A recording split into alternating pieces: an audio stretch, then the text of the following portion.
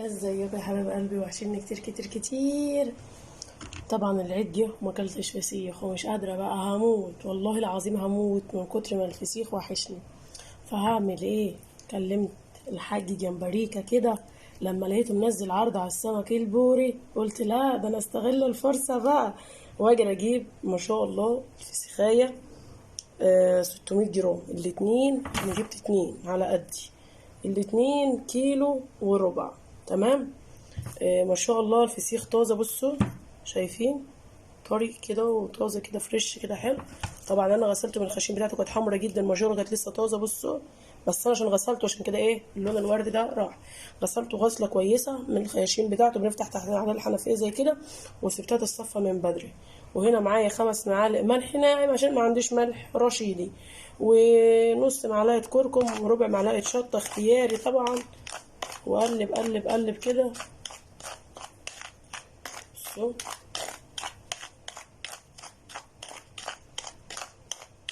طبعا هو انا يعني مش هستنى بقى عشان اكل فسيخ. عماله اتحايل على صاحبتي ام زين بتاعه الفسيخ تيجي عشان نضرب فسيخ في الغيط، مش راضيه تيجي. انا بقى هغصها واضرب فسيخ لوحدي.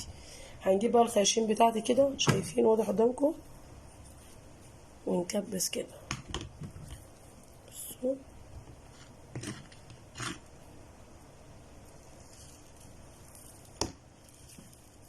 نملاها كده. نجيب العين التانية كده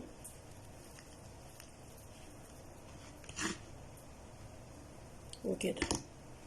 تمام. ونجيب كيس نضيف ونحطها كده ما شاء الله. تمام. ونجيب التانية اختها حبيبتها كده، لازم تبات في حضنها، مش هينفع تنام لوحدها.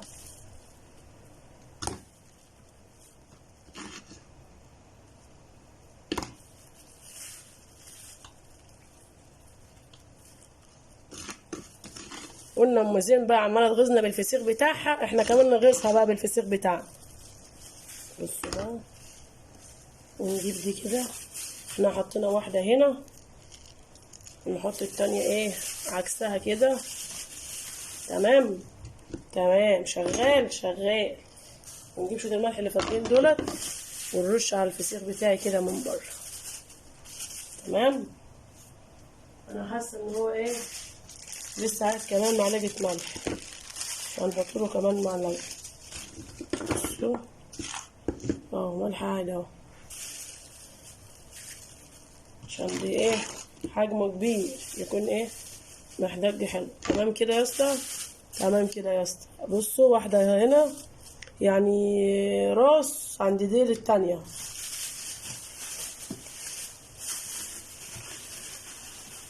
نقفلها كويس كده، ما نخليهاش تخش لها اي هوا. نجيب كمان واحده نفس القصه كده بقى، ايه لموا الكيس بتاعت البيت بتاعتكم كلها. احنا كده عملناها باتنين. هجيب اكياس تاني وهفضل الف الف الف الف نفس الطريقه ديت لعند ما اخلص كل كميه، يعني 10 اكياس زي اللي عندكم عادي.